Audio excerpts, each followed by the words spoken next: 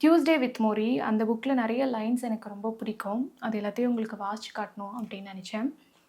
எது ஒன்றின் மீதும் பற்று கொண்டிருக்கக்கூடாது. அதாவது எது ஒன்றையும் ஒரு உடும்பை போல பிடித்து தொங்கிக் கொண்டிருக்கக்கூடாது. ஏனெனில் எதுவுமே நிரந்தரமானதல்ல. விலகி இருப்பது என்றால் வாழ்க்கை அனுபவங்கள் உன்னை ஊடுருவ அனுமதிக்காமல் இருப்பது என்ற அர்த்தமல்ல. மாறாக வாழ்க்கை அனுபவங்கள் உன்னை முழுமையாக ஊடுருவ அனுமதிப்பதாகும். அவ்வழியில்தான் அவற்றிலிருந்து உன்னை உன்னால் விலக்கிக் கொள்ள முடியும்.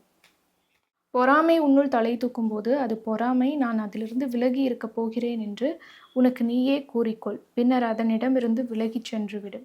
எது உனக்கு உண்மையான மனநிறைவை தருகிறது தெரியுமா?